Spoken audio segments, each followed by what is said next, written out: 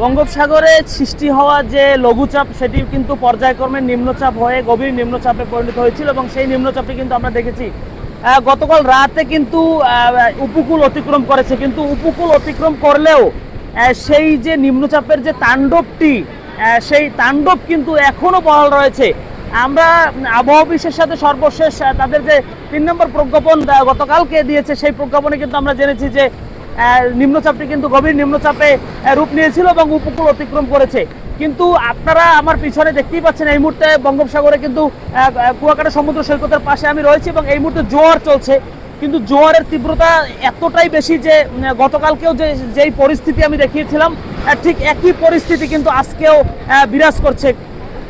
এক হচ্ছে অমাবস্যা চলার কারণে কিন্তু এই যে পানির যে তীব্রতা বা স্বাভাবিক জোয়ারের থেকে যে 3 থেকে 4 ফুট বেশি পানির যে উচ্চতা সেটি কিন্তু গতকাল থেকে বহাল রয়েছে।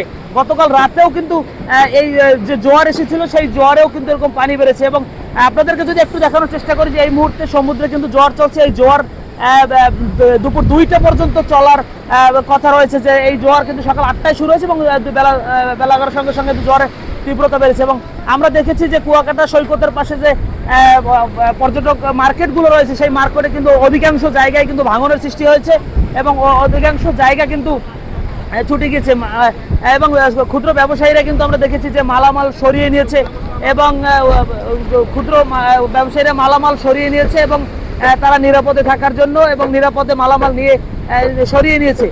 আবহাওয়া অফিস যদিও 3 নম্বর সিগন্যাল বহাল রেখেছে, কিন্তু বাস্তবে কিন্তু এটি ঘূর্ণিঝড়ের মতনই।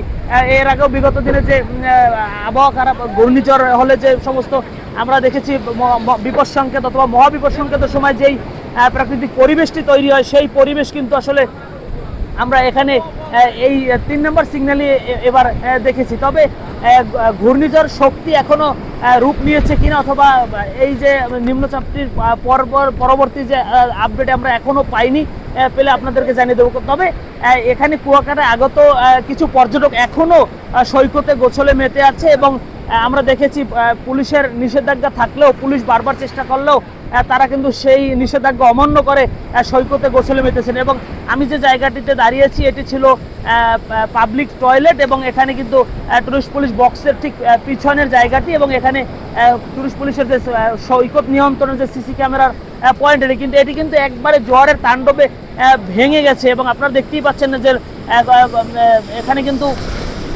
জোয়ারের তীব্রতা এত বেশি ছিল যে ছোট কিছু দোকান ছিল সেই দোকানগুলোও কিন্তু এখান থেকে সরিয়ে নিয়ে আছে এবং টুরিস্ট পুলিশের যে সৈকতের পাশে যে পুলিশের যে বক্সটি রয়েছে সেই বক্সটি কিন্তু ইতিমধ্যে বক্সটির যে ওয়াশরুমের যে পাইপের লাইন এবং তাদের যে সেফটি ট্যাঙ্কি সেটি কিন্তু ইতিমধ্যে ভেঙে গিয়েছে।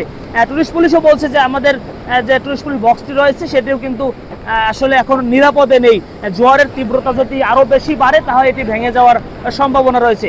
একই ঝুঁকিতে রয়েছে পার্শ্ববর্তী কুয়াকাটা সমুদ্র সৈকত জামে মসজিদ, কুয়াকাটা শ্রী শ্রী রাধাকৃষ্ণ মন্দির এবং ঠিক তার অপোজিটেই কুয়াকাটার যে অস্থায়ী যে মার্কেটগুলো রয়েছে সেই মার্কেটগুলো কিন্তু ইতিমধ্যে একাধিক জায়গায় ক্ষতির সম্মুখীন হয়েছে, তাই ব্যবসায়ীরা মালামাল সরিয়ে নিচ্ছেন।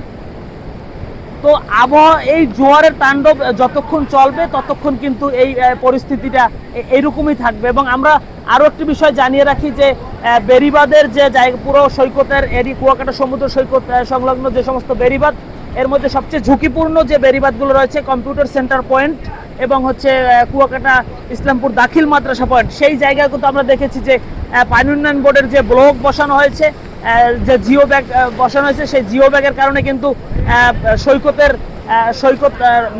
সেফটি কিছুটা রক্ষা হয়েছে। যদি না থাকতো তাহলে এতক্ষণে, যদিও পানির তীব্রতা অতিরিক্ত থাকার কারণে কিন্তু পানি বেড়িবাঁধ এর কাছাকাছি ছুঁই উঠে যায় জোয়ারের সময়, আবার ভাটার সময় নেমে যায়।